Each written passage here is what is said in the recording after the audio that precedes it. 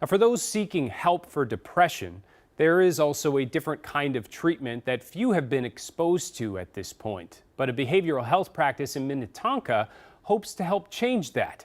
Heidi is here to explain what it is and how it works. Hi, Heidi. Hi, Kent. It's called transcranial magnetic stimulation, or TMS. It's tapping into a different way of treating depression.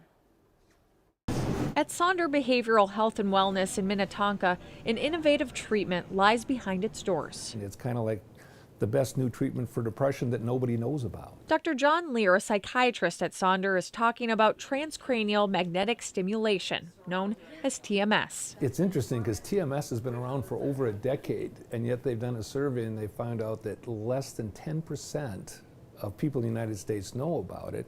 And that includes physicians and providers. To show us how it works, Sonder is demonstrating a session with a TMS treater posing as a patient. A coil is placed against the head while magnetic pulses stimulate nerve cells in the area of the brain known to affect mood. This is what it sounds like when the magnet is pulsing. It's magnetic and not direct electrical current. And that's what makes it so much more tolerable. Dr. Lear says it may feel uncomfortable, but it's non-invasive and doesn't require anesthesia. Potential side effects include discomfort under the scalp and headaches, although it varies person to person. Recently, Stanford has come up with some really good explanations and even images that when you're depressed, your inner brain sends negative messages to the cortex.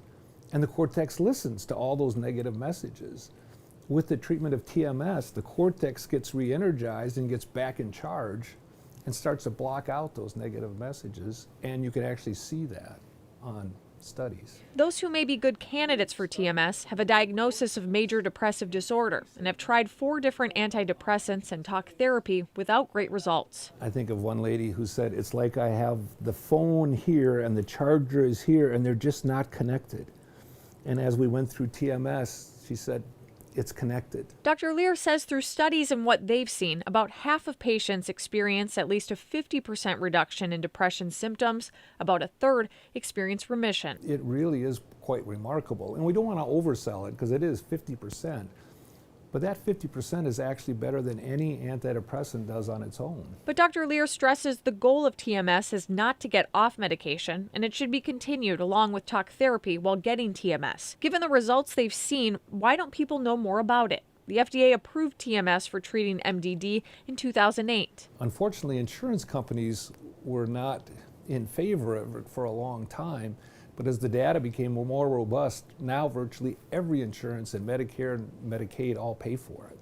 So it's become far more available, but people still haven't heard about it. A typical treatment is 36 sessions, so insurance will typically pay for 1 treatment per day, which means patients are coming in for about 5 to 7 weeks to get their daily treatments, which last less than 20 minutes. Now, Sonder Behavioral Health and Wellness is doing a pilot study to see if that could get condensed into 36 treatments into 1 week. They're still recruiting participants for the study who will receive TMS for free. Kent.